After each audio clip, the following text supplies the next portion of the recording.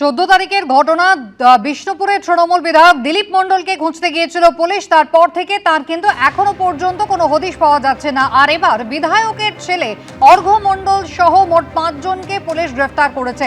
তার কাছ থেকে উদ্ধার হয়েছে আগ্নেয়াস্ত্র এবং 4 রাউন্ড কার্তুজ। কথা বলবো, পার্থপ্রতিম ঘোষ রয়েছেন আমাদের সঙ্গে। পার্থ, কি অভিযোগ এই অর্ঘ্য মণ্ডলের বিরুদ্ধে? দেখো, অভিক মণ্ডল ওরফে অর্ঘ্য মণ্ডল, দিলীপ মণ্ডল অর্থাৎ বিষ্ণুপুরের তৃণমূল বিধায়কের ছেলে কিন্তু পাকড়াও হয়েছে। এবং তুমি জানো যে গত কয়েকদিন আগে 14 তারিখ নাগাদ সেখানে হচ্ছে দিলীপ মণ্ডলের বাড়িতে পুলিশের একটা তল্লাশি অভিযান হয়। সেই তল্লাশি অভিযানে পুলিশের থেকে খবর বেশ কিছু ইনপুট তারা পেয়েছিল এবং সেই মতো সেই ইনপুটের উপর বেস করেই তারা একটা গতকাল রাত্রেবেলা একটা তথ্য পায়। সেই তথ্যের উপর ভিত্তি করে ডায়মন্ড হারবার এলাকায় সেখানে হচ্ছে রাজ্য পুলিশের স্পেশাল টাস্ক ফোর্স, পাশাপাশি হচ্ছে ডায়মন্ড হারবার পুলিশের রেড হয়। সেই রেডে একটা গাড়িকে আটকানো হয়। গাড়িকে আটকাবার পরে গাড়িতে 5 জন ছিল, তাদেরকে যখন তল্লাশি করা হয় সেই তল্লাশিতে অভিক মণ্ডল ওরফে অর্ঘ্য মণ্ডল, তিনি হচ্ছেন বিষ্ণুপুরের তৃণমূল বিধায়ক দিলীপ মণ্ডলের ছেলে, তার কাছ থেকে একটা আগ্নেয়াস্ত্র এবং পাশাপাশি 4 রাউন্ড যে অ্যামুনিশন বা গুলি সেটাও কিন্তু উদ্ধার হয়েছে।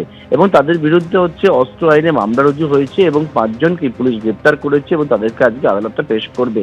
যেমনটা জানা যাচ্ছে যে এক হচ্ছে তাদের কাছ থেকে আগ্নেয়াস্ত্র যেমন বাজেয়াপ্ত হয়ে তার সঙ্গে যে গাড়িটা করে যাচ্ছিল সেই গাড়িটিকেও পুলিশ বাজেয়াপ্ত করেছে। এবং দিলীপ মণ্ডল অর্থাৎ বিধায়ক পুত্র বিরুদ্ধে কিন্তু একাধিক ধারায় মামলা হয়েছে, অস্ত্র আইন সহ একাধিক ধারায়। এবং তারা কি উদ্দেশ্যে যাচ্ছিল, কোথায় যাচ্ছিল আগ্নেয়াস্ত্র নিয়ে, সেই সমস্ত বিষয় কিন্তু পুলিশ জানাচ্ছে, সেটাই খতিয়ে দেখার চেষ্টা করবে। অভিযুক্তদেরকে গ্রেপ্তার করা হয়েছে, তাদেরকে কাস্টাডিতে পেয়ে আরো বিস্তারিত তথ্য সংগ্রহের চেষ্টা করবেন তদন্তকারী আধিকারিকরা। ইতিমধ্যে ডায়মন্ড হারবার থানায় কিন্তু দিলীপ মণ্ডল অর্থাৎ বিধায়ক পুত্রের বিরুদ্ধে মামলা হয়েছে এবং বিধায়ক পুত্র সহ 5 জনকে আজকে আদালতে পেশ করে নিজেদের কাস্টাডিতে চাইবেন তদন্তকারী আধিকারিকরা। পার্থ, ধন্যবাদ। বেআইনি দখলদার উচ্ছেদ করতে হাওড়া এবং শিয়ালদা স্টেশনের বাইরে চলল অভিযান। ফাঁকা করে দেওয়া হলো প্ল্যাটফর্ম এবং স্টেশন চত্বর। রেলের এই উদ্যোগকে সাধুবাদ জানাচ্ছেন যাত্রীরা।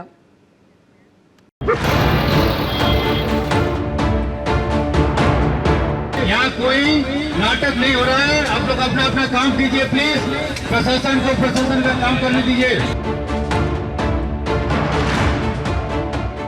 এমনিতেই প্রতিদিন হাজার হাজার যাত্রীর আনাগোনা। ঘিঞ্জি সংকীর্ণ রাস্তা দিয়ে প্ল্যাটফর্ম পর্যন্ত ব্যাগপত্র নিয়ে পৌঁছনোই কার্যত চ্যালেঞ্জ হয়ে দাঁড়িয়েছিল যাত্রীদের কাছে। এবার হাওড়া স্টেশনের বাইরে চলল বেআইনি দখলদার উচ্ছেদ অভিযান।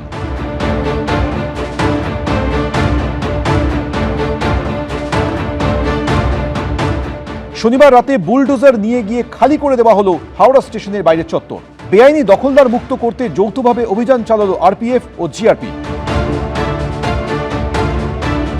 जो पैसेंजर्स हैं स्टेशन चले जाइए, जिसको बस पकड़ना है बस पकड़िए। यहाँ कोई नाटक नहीं हो रहा है। आप लोग अपना अपना काम कीजिए प्लीज। प्रशासन को प्रशासन का काम करने दीजिए। আপাতত যে চিত্র দেখা যাচ্ছে হাওড়া স্টেশন চত্বরে বেআইনি দখলদার মুক্ত হওয়াতে যাত্রীরা কিন্তু স্বাচ্ছন্দ্যে চলাফেরা করতে পারছেন। খালি করে দেওয়া হয় হাওড়া স্টেশনের বাইরের চত্বর।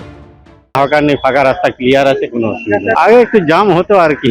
খুব ভালো লাগছে। জনসাধারণের পক্ষে একবারে 100% সুবিধা। এখান থেকে ওখানে যেতে 15 মিনিট 20 মিনিট সময় লাগতো। শুক্রবারই আরপিএফ এর তরফে দোকানদারদের সরে যাওয়ার জন্য নোটিশ দেওয়া হয়। বেশিরভাগ দোকানদার না সরায় শনিবার রাতে ভেঙে ফেলা হলো জবরদখল। রেলের জায়গা, সরকারি জায়গা, সব জায়গায় কবজা হয়ে বসে আছে এবং কিছু লোক যারা টিএমসির সহযোগিতায়, টিএমসির নেতা, পরে দালাল, গুন্ডা, তারা সরকারি জায়গাকে আর অবৈধভাবে ব্যবহার করে লাভ নিচ্ছে। সেগুলো আস্তে আস্তে পরিষ্কার। শুধু হাওড়া নয়, শিয়ালদা স্টেশনে প্ল্যাটফর্মের উপরে থাকা বেআইনি দোকানও ভেঙে ফেলা হয়।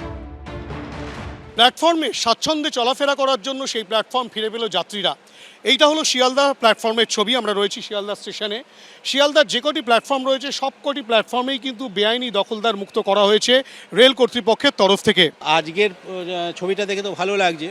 তো এটা যদি স্থায়ী হয় সাধারণ নিত্যযাত্রীদের, অফিস যাত্রীদের জন্য খুব ভালো হবে।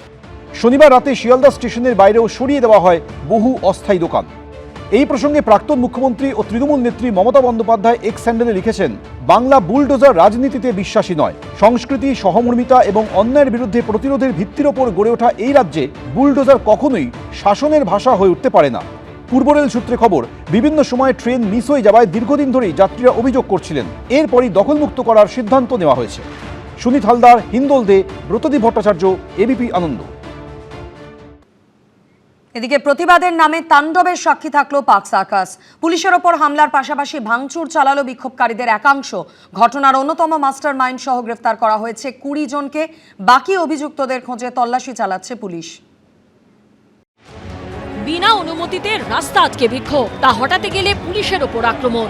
পুলিশ থেকে কেন্দ্রীয় বাহিনীর গাড়ি ভাঙচুর, এক কথায় প্রতিবাদের নামে তাণ্ডব। রবিবার এভাবে দুষ্কৃতী দৌরাত্মে সাক্ষী থাকলো পাক সার্কাস 7.2 লাগোয়া এলাকা। অবস্থা এমন পর্যায়ে পৌঁছয় যে পরিস্থিতি সামাল দিতে পুলিশ, র্যাফের পাশাপাশি নামানো হয় কেন্দ্রীয় বাহিনীকে। রবিবার দুপুর 1:30 রাজ্য সরকারের কিছু নীতির প্রতিবাদে পাক সার্কাসের ব্যস্ত সাতমাথার মোড়ে জমায়েতের ডাক দেওয়া হয়, কিন্তু সেই জমায়েতের কোনো পুলিশি অনুমতি ছিল না। স্থানীয় সূত্রে খবর, এই পরিস্থিতিতে পুলিশ বিক্ষোভকারীদের সরাতে গেলে উত্তেজিত হয়ে পড়ে বিক্ষোভকারীরা। পুলিশ ও কেন্দ্রীয় বাহিনীর গাড়ি ভাঙচুরের পাশাপাশি তাদের লক্ষ্য করে চলে নাগারে ইট বৃষ্টি। ঘটনায় আহত হন 3 পুলিশ কর্মী। एक अवैध जमायत हुआ था, वो कोशिश कर रहा था रास्ता अवरोध करने के लिए। पुलिस जब हटा रहा था तो पुलिस के ऊपर थोड़ा अटैक किया है। पुलिस का 3 हायर्ड व्हीकल उसको थोड़ा तोड़फोड़ किया है। तो हम लोग का तरफ से जो लीगल एक्शन है हम लोग ऑलरेडी ले चुका है। किसी को छोड़ने वाला नहीं है हम लोग। कितने पुलिस वाले? मेरा 3 साथी हुआ इंजर्ड हुआ है। আহত হন কেন্দ্রীয় বাহিনীর গাড়ির চালকও। এরপরেই পাল্টা অল আউট অ্যাকশনে নামে পুলিশ। বিক্ষোভকারীদের লাঠিচার্জ করে হটানোর পাশাপাশি চলে ব্যাপক ধরপাকড়। দু একটি বিষয় একটু ধৈর্য সহিষ্ণুতার সঙ্গে বোধহয় এগোলে প্রশাসনের ভালো হবে। যদি আচমকা রাতারাতি পরিবর্তনের কোনো সিদ্ধান্ত চাপিয়ে দেওয়া হয় তাহলে কিছু মানুষের অসুবিধা হতে পারে। যদিও সকলেই সহযোগিতা করছেন এবং পুলিশ প্রশাসন এই বিভ্রান্তিগুলি তারা কাটিয়ে এই বাস্তব সমস্যাগুলি মানুষকে বোঝাবেন, কমিউনিকেট করার চেষ্টা করবেন। সবটা তো বলপ্রয়োগে হয় না। পুলিশের উপর হামলা ও ভাঙচুরের ঘটনায় এখনো পর্যন্ত 20 জনকে গ্রেপ্তার করা হয়েছে। আজকে যে পাক সার্কাসের ঘটনা হয়েছে, দেখুন এর আগেও যে ঘটনা হয়েছে তখন মাথা নিচু করে পুলিশ হাত জোর করে থেকে গেছে, কিন্তু আজকে দেখুন 2 ঘন্টার মধ্যে নর্মাল সিচুয়েশন নিয়ে আসা হয়েছে। 2 ঘন্টা, মাত্র 2 ঘন্টা। অর্থাৎ আইনের শাসন প্রতিষ্ঠা করতে হবে, যেটা অন্যান্য স্টেটে আছে সেটা পশ্চিমবঙ্গ প্রতিষ্ঠা হয়েছে। পুলিশ সূত্রে খবর, সোশ্যাল মিডিয়ায় উস্কানি দেওয়ার অভিযোগে গ্রেপ্তার করা হয়েছে মোহাম্মদ ফারহান উদ্দিন নামে এক ব্যক্তিকে।